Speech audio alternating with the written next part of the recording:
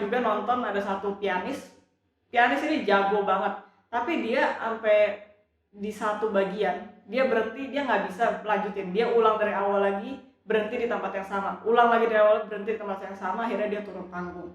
Nah itu kamu bisa rasain kan rasanya seperti apa ketika berada di panggung itu.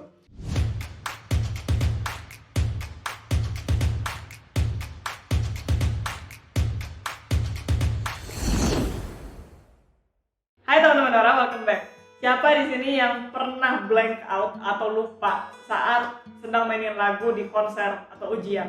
Untungnya saya nggak pernah mengalami hal ini, tapi ada juga beberapa murid saya yang sharing dan pernah bilang bahwa wah, saya pernah blank out, itu malu banget rasanya di depan panggung.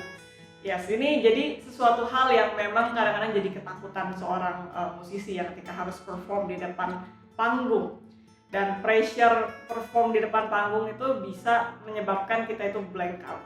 Kalau misalkan kamu lupa cuma beberapa bagian, kamu bisa lanjutin lagu tersebut pada saat kamu perform, itu masih oke lah ya, kamu masih bisa move on gitu, masih bisa menyelesaikan pertunjukannya.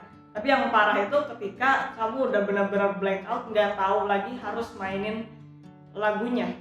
Nah itu saya pernah juga nonton ada satu pianis ini jago banget, tapi dia sampai di satu bagian dia berhenti, dia nggak bisa lanjutin, dia ulang dari awal lagi, berhenti di tempat yang sama, ulang lagi dari awal, berhenti di tempat yang sama, akhirnya dia turun panggung. Nah itu kamu bisa rasain kan rasanya seperti apa ketika berada di panggung itu. Nah cara yang saya gunakan adalah yang disebut dengan mental practice atau visualization. Seperti namanya, kita bukan melatih fisik tapi kita melatih mental. Jadi ini ada berbagai cara sebenarnya. Yang saya pakai adalah saya membayangkan penjarian atau movement dari tangan. Jadi kamu bisa juga let's say membayangkan suara ya. Kalau kamu mau membayangkan kayak interpretasi, kamu bisa bayangin di sini tuh bunyinya forte, di sini bunyinya ada crescendo dan lain-lain. Nah, jadi lebih fokus ke musikalitas. Jadi caranya tuh sebenarnya simple banget. Kamu cuma tinggal duduk aja tanpa instrumen, jadi tanpa gitar. Lalu kamu pejamkan mata dan benar-benar visualize itu. Bayangkan kamu lagi muterin lagu yang mau kamu mainkan. Lalu kamu bayangin penjariannya atau kamu mencet notnya itu kayak gimana di tangan kiri dan tangan kanan. Biasanya tangan kanan itu lebih susah dan tangan kiri itu biasanya lebih gampang untuk divisualize karena tangan kiri kan ada formnya. Kalau kanan kan kebanyakan ya berkutat di sini aja kan gitu. Jadi banyak pengulangan. Jadi kamu coba bayangkan itu dari awal lagunya sampai habis. Namanya juga praktis, jadi bukan satu kali aja.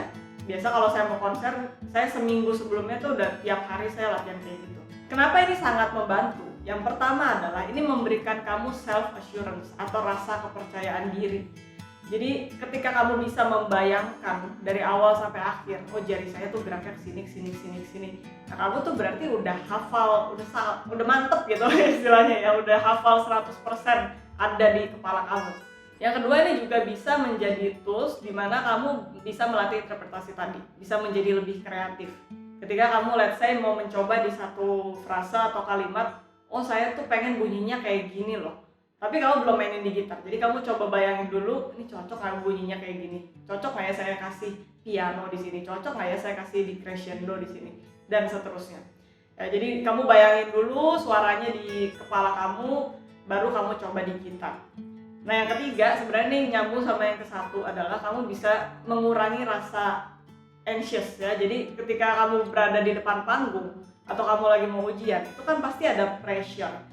Terus ada juga orang-orang yang memang demam panggung gitu kan. Nah, sebenarnya rasa demam panggung itu salah satu pemicunya adalah ketika kamu tahu di alam bawah sadar kamu bahwa kamu itu nggak siap, kamu nggak ready mainin lagu yang akan kamu mainkan. Jadi ketika kamu di kepala aja nggak bisa bayangin pergerakannya di mana, itu akan menambah rasa anxious itu. Jadi kamu juga bakal makin nervous.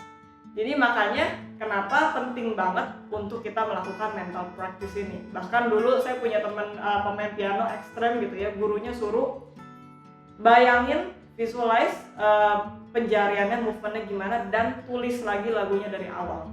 Ketika dia bisa tulis lagu dari awal sampai habis, ya udah berarti itu udah benar-benar terserap di kepala dia apa yang akan dia mainkan.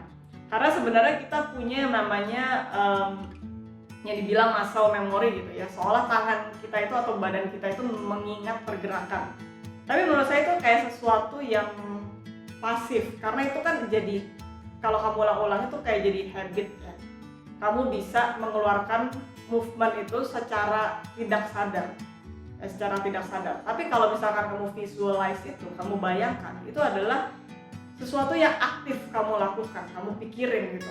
Jadi ketika kamu bisa merecall itu kembali, kamu akan merasa lebih percaya diri ya, kamu merasa bahwa kamu tahu 100% apa yang kamu lakukan. Jadi itu satu tips yang hopefully bisa membantu kamu supaya kamu nggak blank out.